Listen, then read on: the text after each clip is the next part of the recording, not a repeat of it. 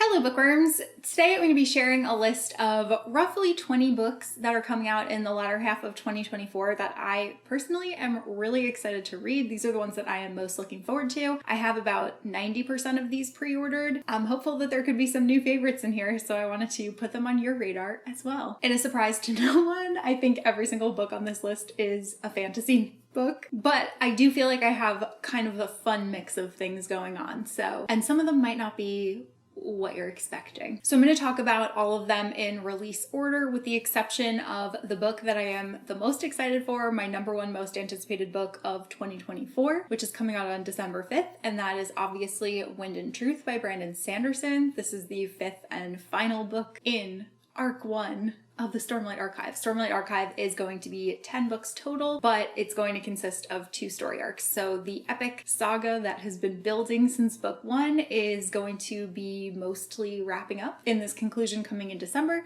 and then we're going to explore an entirely new storyline set within the world of Roshar. Hopefully, we'll see how things go. Because basically the state of the Cosmere hangs in the balance. We did already get a UK cover reveal for this one, however, I am just waiting with bated breath for Michael Whelan's US cover because his artwork is just so incredibly stunning. And I'm also so curious to see who it is that's going to be on the cover. None of the covers have actually lined up with the main person that the book follows, which is really interesting. There are 2 people that I would love to see on the cover of this one, but I don't know if it's gonna happen. Now I just have to finish up Mistborn Era 2 and The Sunlit Man and I will be good to go. Okay, so now we're gonna go in chronological order, and since I did say that these are July through December releases, I am going to talk about a July release, although it is already out. I actually already have my pre-ordered copy in hand, and that is The Spell Shop by Sarah Beth Durst. The first print run comes with these really lovely lilac sprayed pages,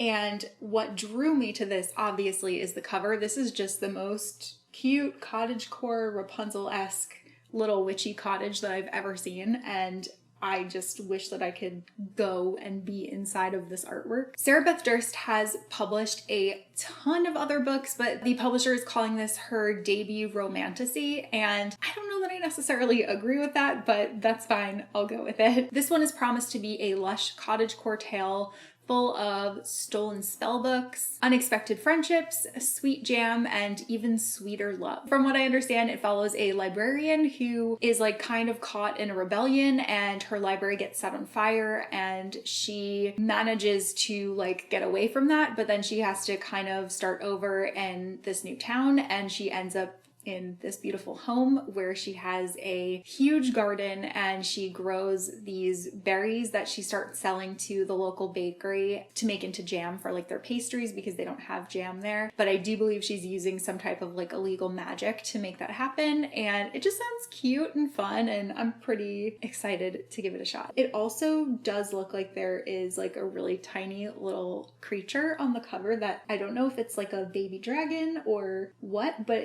I want to find out what it is. It's very cute. Then moving on August 6th, we are getting The Bounty Hunter and the Tea Brewer by Faith Erin Hicks, and this is the next standalone Avatar: The Last Airbender graphic novel. I'm particularly excited for this one because we are following Uncle Iroh, and Uncle Iroh is for sure one of my favorite characters in Avatar. Uncle Iroh is set up in Ba Sing Se with his tea shop, the Jasmine Dragon, and one day the tea supply runs dry and Uncle Iroh has to go out and investigate, but he gets captured by a bounty hunter. So pretty excited to see what's gonna happen. Then also on August 6th, I'm looking forward to A Sorceress Comes to Call by T. Kingfisher. T. Kingfisher is definitely known for her short fantasy novellas, though this one is about 336 pages if I'm remembering correctly. I should be, since that's a pretty precise number. More novel length than novella length, so I'm excited to get something a little bit longer and a little bit more like from T. Kingfisher because I have enjoyed her writing so far, especially in the fantasy realm. This is a dark retelling of the Brothers Grimm's The Goose Girl. It's rife with secrets, murder, and forbidden magic. It follows the daughter of a sorceress who is forced to flee town with her mother after a suspicious murder occurs. They like leave in the middle of the night and they end up at this country manor that belongs to a wealthy older man. The mom has her sights very much set on marrying this man. Oh, he also lives there with his sister, and his sister can tell that something is off about the sorceress. I don't think she knows that she's a sorceress, but it's up to the sister to save the daughter and her brother from getting into this marriage and just trying to get them away from the sorceress. It sounds like it's going to be fun. Then on August 13th, we have Ghostsmith by Nikki Palpretto. I loved Bonesmith. So Bonesmith is the first novel in this duology. It's called House of the Dead, so this is actually the concluding novel, which is really exciting. I loved the first one like so much more than I was expecting to. It was pitched as Gideon the Ninth meets the White Walkers from Game of Thrones. I did not really like Gideon the Ninth, but I loved Bonesmith so much that I now want to give Gideon the Ninth another chance. I had DNF'd it years ago, but if it is anything like Bonesmith, I'm hopeful that could be a favorite, that it just wasn't the right time for me. And I would also say that this is very much reminiscent of like the wraiths in Lord of the Rings with Aragorn. Like, this is a super cool world and I really liked the lore in this book. It is a dark young adult fantasy and it follows a disgraced ghost fighter. And she is a warrior that has to travel into a haunted wasteland in order to rescue a kidnapped prince. It starts off action-packed like right from the get-go. While there were a couple of things that I did feel were predictable, the lore was so interesting and the book was so atmospheric that I didn't mind that at all, and I am super excited to continue. Then on September 10th, we are getting Somewhere Beyond the Sea by TJ Klune. This is the second book after The House in the Cerulean Sea. That's probably like the original cozy fantasy novel. I know that Legends and Lattes gets credited as sparking the boom, but I do feel like House in the Cerulean Sea was a worthy predecessor. This second book takes place on the same magical island. It is in the middle of the sea, and we are following our protagonist named Arthur, who is in charge of running this magical orphanage for some misunderstood magical children. We'll also get to see Linus Baker, who you'll remember from book 1, along with the sprite of the island and her girlfriend. In this book, Arthur receives a summons to make a public statement about his dark past, and there's also a new magical child that embraces the word monster, which is a word that they've tried to keep away from any of the children that they oversee. And that child is hopeful that he can join the island, but there's lots of things, like lots of turmoil, lots of things happening that could tear their little utopia apart, and they have to work to make sure that they can keep everything together. It's probably going to be another heartwarming story, and I'm pretty excited to read it. Then on September 17th, we are getting An Academy for Liars by Alexis Henderson. This is a new dark academia novel from the author of The Year of the Witching and House of Hunger. I have not read either of those books, but both of them do appeal to me, so if I enjoy this one, I'm definitely going to go back and read her previous work. I feel like a lot of dark academia books can be very hit or miss for me. I mean, especially after reading Secret History, I just don't know if anything will ever like live up to that for me, but I'm hopeful. I'm always up for dark academia. I'm hopeful that this one could deliver. This one follows a student named Lennon Carter who receives an invitation to take an entrance exam for this mysterious magical college called Drayton College. It's a school of magic that's hidden in a pocket within Savannah, and Lennon's been chosen because of her ability to wield the power of persuasion. Actually, to wield it as a weapon. She is pretty persuasive.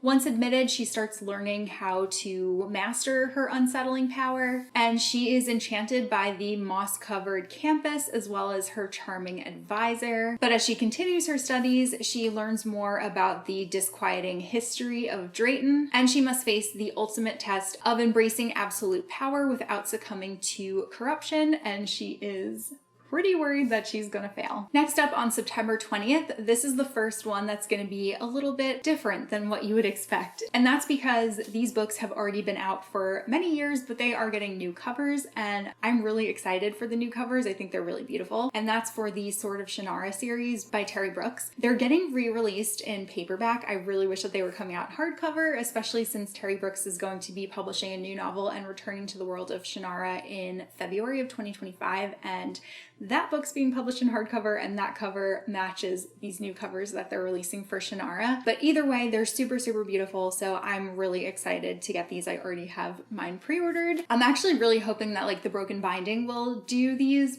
potentially as a sub-series, since it is a good candidate. It's a completed trilogy and there is a new book coming in February, so they could then release that book next year. So I'm hopeful. Don't know if that will happen, but that's just on my 2024 bingo card. It actually feels like I'm like sneaking a little bit of news and stuff into an anticipated releases video, which is very fun for me. Next on my list on September 24th is Graveyard Shift by ML Rio. ML Rio is the author of If We Were Villains, which is actually a dark academia book that I adore. It's probably my second favorite to Secret History, and I have been dying for ML Rio to publish something ever since I read If We Were Villains, but she hasn't. She did publish a short story in the These Hallowed Halls anthology, which was a dark academia anthology. Yeah, it was last year that it came out, but no full-length novels. So this is also not a full-length novel. It's a novella, but it's more than a short story, so I'll take it. And it also sounds really fun. It follows a ragtag group of night shift workers, and they meet in a local cemetery to unearth the secrets from this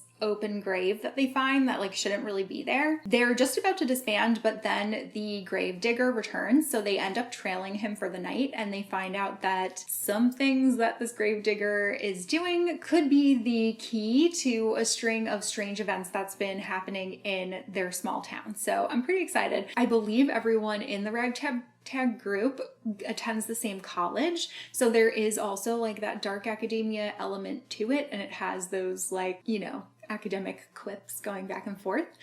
So I'm pretty excited to read this one. I'm hoping to love it. Then on October 1st, we're getting Now Comes the Mist by Julie C. Dowd. This is Julie C. Dowd's first adult romantasy novel, and it's also the first in a duology, and it is a retelling of Dracula from the perspective of Lucy. Lucy is one of like the most perfect ladies in the Victorian society, but she does have a darkness to her, and one night when she is out on a nightly sleepwalk, she runs into Vlad. Vlad is a dark, mysterious character, and he obviously is a vampire, but once a century, he picks a woman from society to become immortal and experience life along with him, and it seems like Lucy could be the candidate for this year, though he normally expects the women to be of the time and act like a lady and be shocked about the things that he does. But when he appears to her in daylight surrounded by corpses, she seems pretty unaffected, and he also drains a human body in front of her, and she is pretty interested. She's not scared. She's very like enthralled. So it's kind of like he has met his match. Then on October 1st, we are getting the illustrated edition of The Hunger Games by Suzanne Collins. I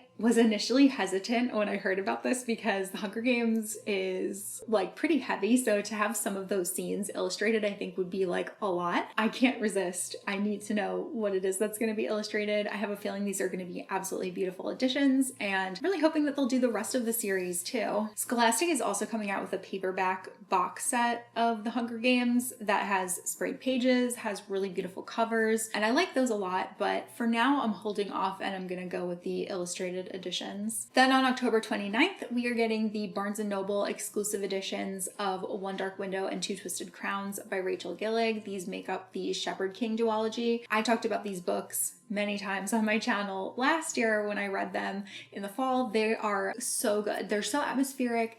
They're like medieval fantasy, and we've got knights. We've got a kingdom that is shrouded in mist and cursed by this blight, and there's a magical deck of cards that needs to be reunited in order to get rid of this mist. There are corrupt royals. It's just so much fun. Like I just really loved this series, so I'm really excited to get these special editions.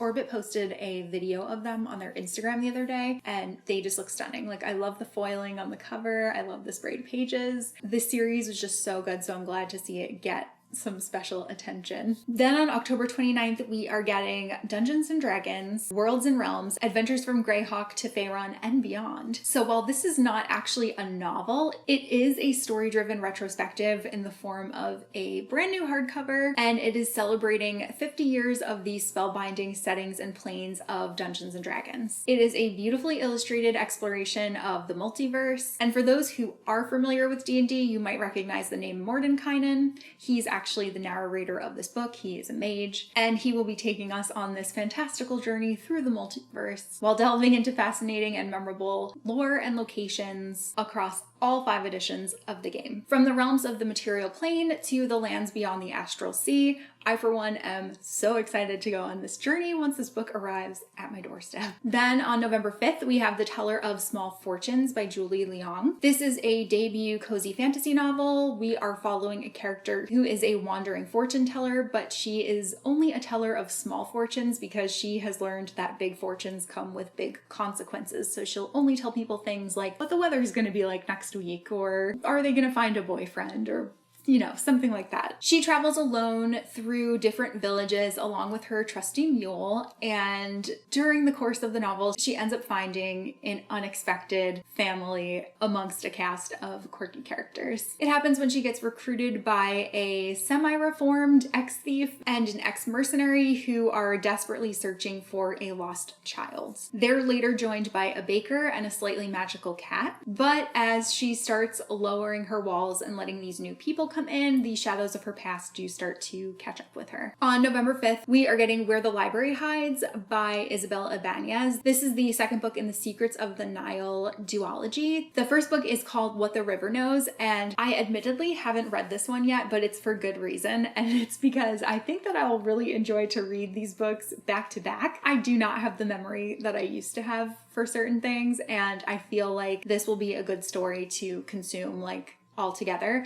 I immediately was drawn to this one because it's compared to The Mummy meets Death on the Nile, and it just sounds really good. It is a lush historical fantasy set in Egypt, and we are following Inez, who learns of the death of her globe-trotting parents. Upon their death, she inherits a massive fortune and also a mysterious guardian. This guardian is an archaeologist who is in a partnership with his Egyptian brother-in-law. So, yearning for answers, Inez sails to Cairo along with him, her sketch pads, and this ancient old golden ring that her father entrusted her with before his untimely demise. And upon arrival, the old world magic that is tied to this ring awakens, and it pulls Inez down a path where she realizes that there is a lot more to her parents' disappearance than she first believed. I, for one, am hoping that they'll still be alive.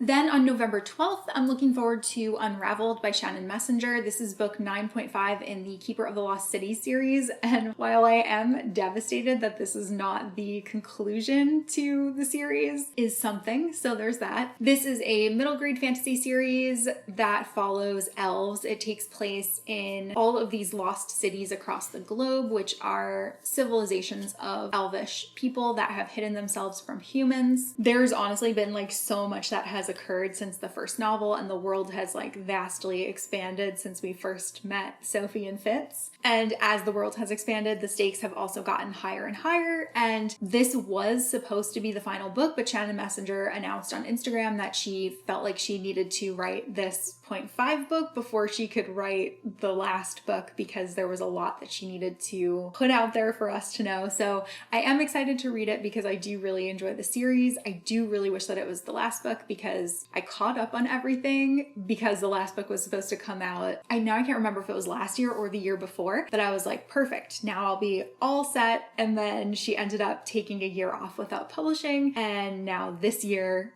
it's a 0.5 instead of the last book. She actually is pretty good about recapping things in her novels, so that's actually one thing I would say. If you are interested in the series, I wouldn't read them very close together because otherwise it will be very repetitive. So I'm a little disappointed, but nonetheless, I'm still excited to read it. Then on November 26th, we are getting Critical Role, The Chronicles of Exandria, Mighty Nine, Part 2. Andrew and I have the Part 1 book, so naturally we need Part 2. This is an art book of sorts commemorating Campaign 2 of the Mighty Nine, and it collects art, narrative, and lore from the cast members of Critical Role. It also has input from the community of critters, which is what they call their audience. And this second installment picks up from their adventures in Xhorhas, and it spans all the way through the events that happen at the White Dawn Lagoon. I have such a soft spot in my heart for the Mighty Nine, and I never want this adventure to end, so anytime that they release something new, I am there for it.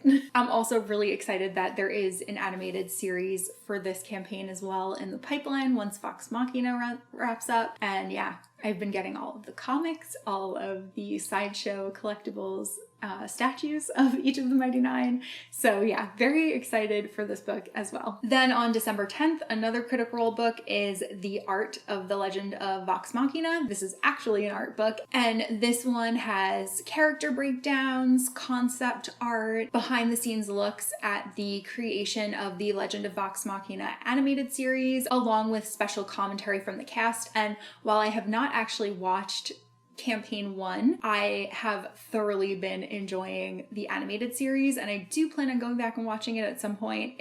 I'm just like so slow because it's a big time commitment. So in the interim, I do really look forward to reading this book that is all about the animated series, which I have really been loving.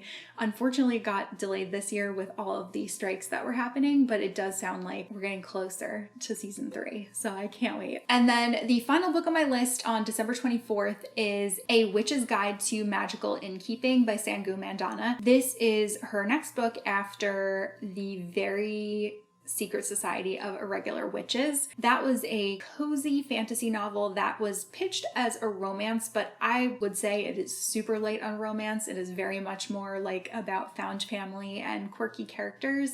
So if you like that type of novel, that type of like feel-good story, like again, like House in the Cerulean Sea, I think that you will enjoy the Secret Society of Witches novel, and I'm hoping that it will be the same for this new one. We're following Sarah Swan, who is a witch with a second chance at recovering her powers and getting her life back on track. Sarah was once one of the most powerful witches in Britain until she brought her very recently dead great aunt back to life and lost most of her powers in the process. She's also been exiled from her magical guild, and she is now running this inn along with her great aunt, and she has to turn to this historian who might be the only person with the knowledge to unlock the secrets in this very old spellbook that could hold the secret to restoring her power. So those are all of the books that I'm really looking forward to in the second half of 2024. Some of them I've already read, and I'm just looking forward to getting their special editions, and other ones are new to me that are going to be added to my TBR. And yeah, let me know what it is that you are most anticipating. I know I said it earlier, obviously Wind and Truth is like my number one, but I am really looking forward to the rest of these books too. I think that they'll be some fun reads. So that's all that I have for this video, and I will see you guys soon in a new one.